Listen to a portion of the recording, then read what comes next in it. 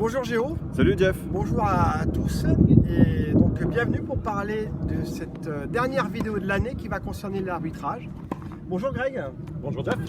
Merci de nous donner un peu de temps après ce match arbitré pour parler des quelques règles particulières du tennis et qui pourraient intéresser nos adhérents. Donc on y va. Avec plaisir.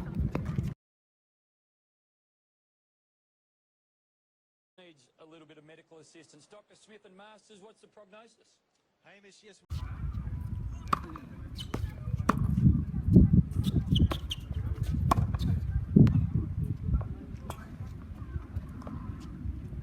C'est l'arbitre? Oui. Je crois qu'il y a un problème de balle. Ah oui. La balle est crevée. La balle est crevée, donc le point est à rejouer. Balle crevée, point rejoué. Si elle avait été simplement dégonflée, le point était acquis, on l'a retiré du jeu. Là, elle est crevée, on l'enlève et on recommence le point. Ok. D'accord.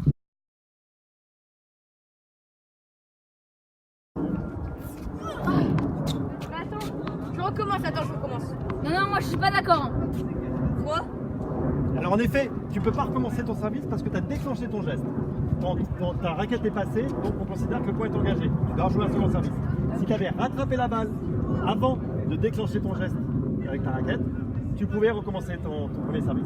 Tu peux aussi, si tu veux, jouer à la cuillère. Mais pareil, si jamais tu déclenches le geste, le point est engagé. Donc là, non, tu ne peux pas jouer première balle, c'est seconde balle. D'accord, monsieur.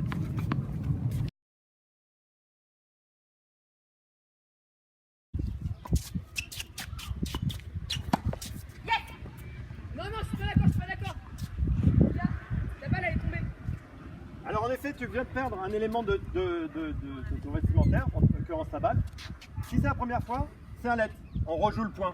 Si jamais tu le fais une deuxième fois, perte de balle ou tout autre équipement comme ta casquette, ou un bandana ou un bracelet, le point est perdu. Donc fais attention à tes balles et attention à tes éléments vestimentaires pour les prochains points. D'accord, monsieur.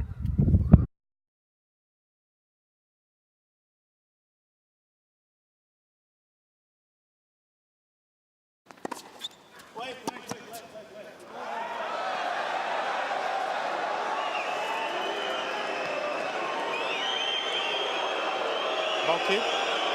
Did you drop the ball? Yeah. He dropped the ball on court. The ball kick at the back. Ladies and Fellow obviously gentlemen, wouldn't the have ball seen it. kick dropped the ball at the Zverev back of the clearly court. Let's replay the points. I was watching the show. Yeah, I know.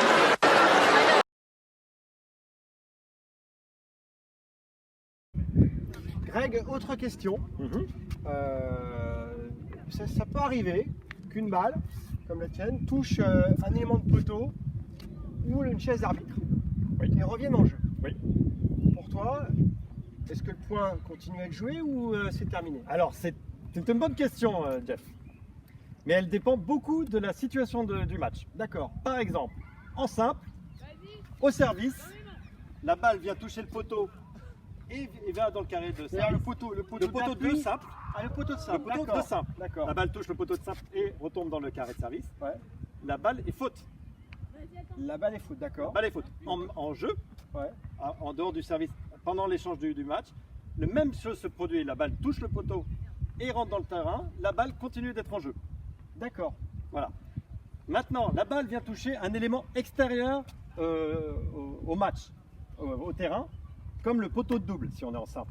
Et c'est souvent dans les clubs, d'ailleurs, dans le terrain, les poteaux de club, c'est souvent des poteaux doubles de C'est base. tout le temps des poteaux doubles. Vous D'accord. n'avez jamais un D'accord. simple poteau de simple. Donc ça, c'est en dehors du terrain. Donc du cette jeu. partie-là étant considérée quand tu es en simple. Ah, donc même le filet. Le filet, toute cette partie-là est considérée en dehors du terrain. Donc la balle touche le filet et revient. Et revient sur le terrain, la balle est faute. La balle est faute. Absolument. D'accord. Comme si elle touche un banc, une chaise d'arbitre, un oiseau. Alors, un oiseau, c'est un peu différent, c'est un élément extérieur qui, lui, la balle est rejouée, c'est un let. Mais D'accord. sinon, tout ce qui fait partie du terrain est positionné sur le terrain à partir du poteau de simple en simple est considéré comme extérieur.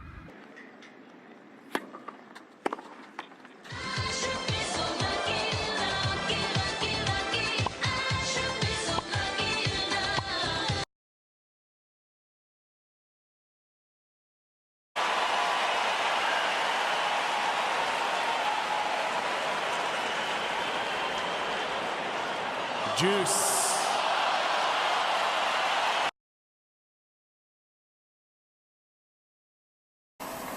Let's have a look. No. If anything, it'd be with his foot. They can sort of lean over a little bit. Ugh. Alors Greg, autre point, Oui. ça concerne la raquette et la possibilité de la passer de l'autre côté sur le terrain adverse. C'est-à-dire, est-ce que quand je tape la balle, j'ai le droit de la passer après, ou est-ce que j'ai le droit de taper la balle avant qu'elle revienne en passant la balle de l'autre côté? Et dernier point, si la balle sur un amorti rétro revient de l'autre côté, est-ce que j'ai le droit de passer de l'autre côté ou de passer la raquette pour taper la balle? Alors, c'est encore une très bonne question, Jeff. Le principe de passer la raquette, elle peut toujours passer sur l'autre côté du terrain. Maintenant, vis-à-vis de la balle, tu n'as pas le droit, tant que la balle n'a pas rebondi de ton côté, tu n'as pas le droit de la frapper avant qu'elle ait passé le filet. Par exemple ici, ma raquette frappe la balle avant qu'elle passe, c'est une faute. Maintenant, si elle est passée et que je la frappe, mais que ma raquette continue, on est bon. Puisque la balle est frappée. Par contre, je n'ai pas le droit de toucher le filet. Si je touche le filet, c'est une faute. À moins que la balle ait rebondi une deuxième fois dans le camp adverse. D'accord. Maintenant, concernant ta question sur le rétro, la balle a rebondi de mon côté, donc elle repart de l'autre côté. J'ai le droit, puisqu'elle est rebondie de mon côté, j'ai le droit de venir la frapper du côté de mon adversaire et de finir le point. D'accord. Et est-ce que j'ai le droit de passer de l'autre côté, de sauter, de la jouer? Non.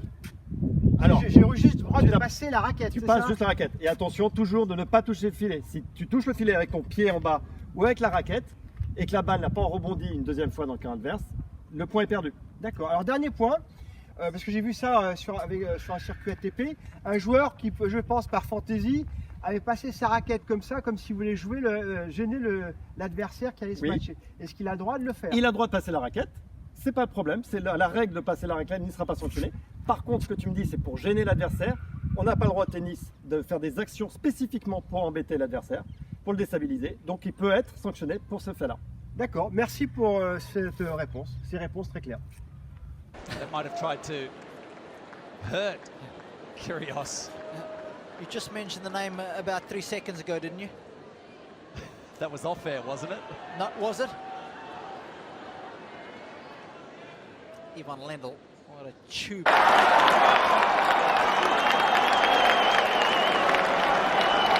Avantage Nadal.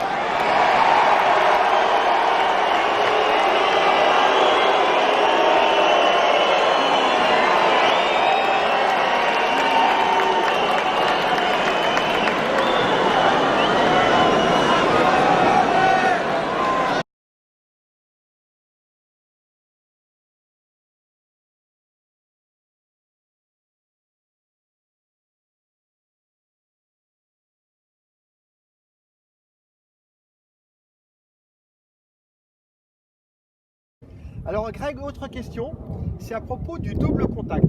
Il arrive des fois de façon aléatoire, le joueur le ressent ou l'adversaire, qu'une balle rebondisse 2 fois dans la raquette et des fois on arrête le point et des fois on dit bah non, c'est dans la même action, on continue le jeu. Quelle est la règle exacte? Alors la règle exacte est très simple, c'est l'intention de faire cette action-là. Si jamais dans ton geste, l'action est non intentionnelle, tu tapes 2 coups dans le même geste, c'est un double contact, c'est non intentionnel, le point continue de jouer. Maintenant, si c'est intentionnel, c'est-à-dire que je la frappe, elle remonte et je viens la retaper, c'est un double contact intentionnel, le point est perdu. D'accord, très bien. He would have appealed to the umpire thing, Barami, and of course Nastasi of old would have done exactly the same.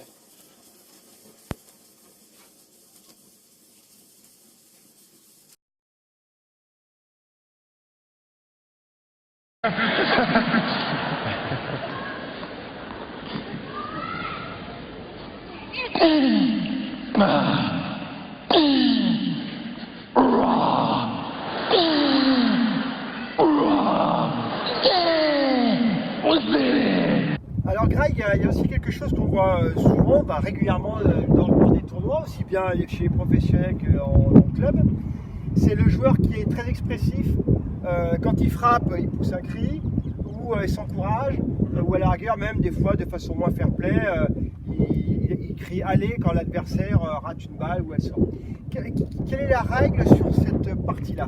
Alors la règle au niveau de ton expression, c'est que tu peux pousser des cris quand tu frappes, mais au moment de l'impact, c'est que sur la raquette. Je frappe, je fais faire un A, comme beaucoup de joueurs peuvent le faire.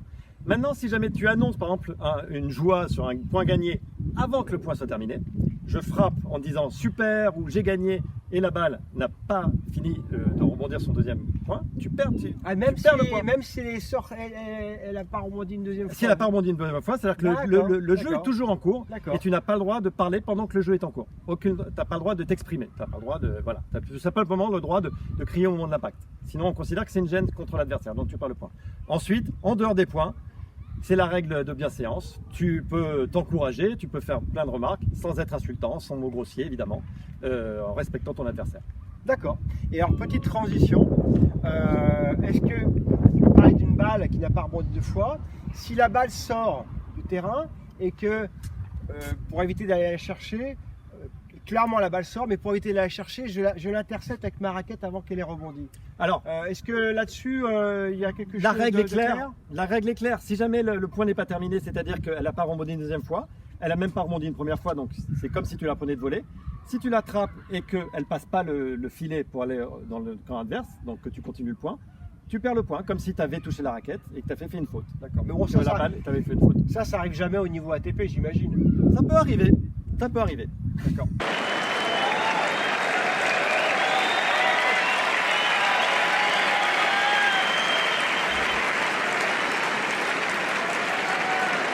From her right side of the court, high ball to Bertens that gets ready for a smash, and when she gets to hit the smash, she doesn't execute the smash properly and the ball was going over the court.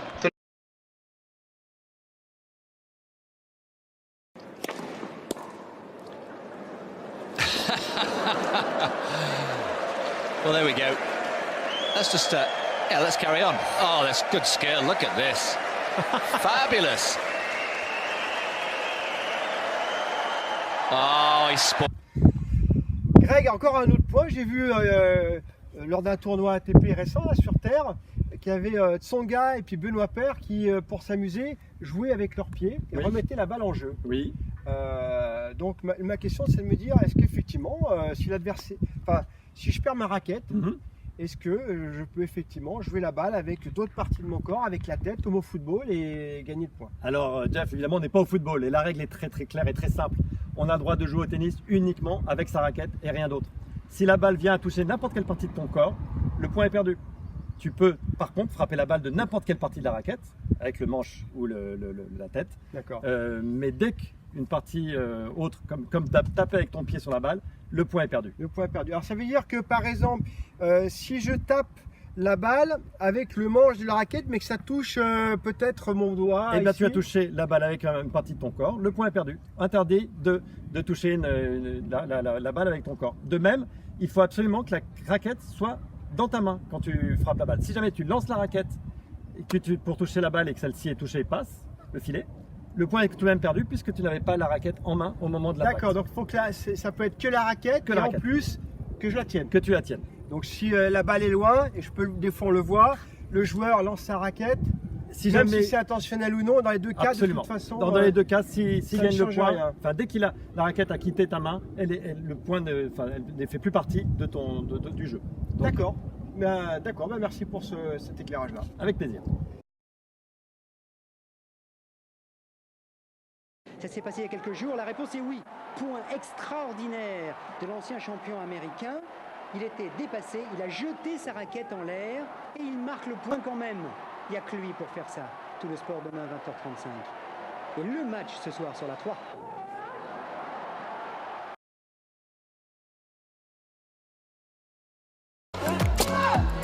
Not for long. I guess it was broken. Greg, tu m'as parlé effectivement de la nécessité de tenir la raquette et de taper la balle avec la raquette. Oui. Qu'en est-il au niveau du cordage? J'ai une question. Si tu casses ton cordage pendant un échange, je peux pas arrêter l'échange pour me dire attends, je vais changer de raquette, on remet point. Ah non, ça absolument pas. Quand tu casses pendant l'échange, tu continues l'échange jusqu'à ce que le point se termine. À la fin du point, évidemment, tu as le droit de changer de raquette pour prendre une raquette avec un cordage neuf. D'accord. Et alors, est-ce que s'il y a par rapport au service Alors, au service, il y a une particularité en effet. Imaginons que tu sois receveur et que au premier service, tu reçois une balle mais qui est faute, mais que tu casses à ce moment-là. Donc tu as une raquette avec une corde cassée. Si jamais tu souhaites changer à ce moment-là ta raquette avec une raquette neuve, ton adversaire aura le droit de servir une première balle. Si jamais tu veux continuer avec la raquette avec les cordes cassées, il servira une seconde balle. D'accord. Et j'imagine que c'est la même chose si la raquette se casse. Absolument. C'est pas forcément le cordage, ça peut être la raquette, le manche, n'importe quelle partie de la raquette qui se casse fait partie de cette règle. D'accord, mais merci. Je vous en prie. Maître Greg, merci beaucoup pour toutes ces règles qui ont, je pense, passionné nos adhérents. C'est passionnant. Et souvent inconnues, hein, comme cas particulier.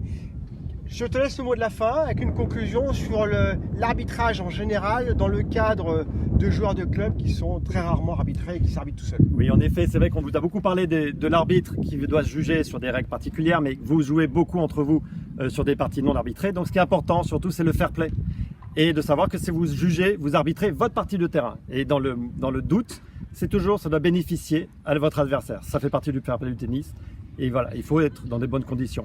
Maintenant, sur des règles, si vous avez un doute sur une règle, n'hésitez pas, faites appel au juge arbitre qui sera toujours là pour répondre à vos questions. D'accord Greg, bonnes vacances et à la rentrée. Très bien, merci beaucoup Jeff.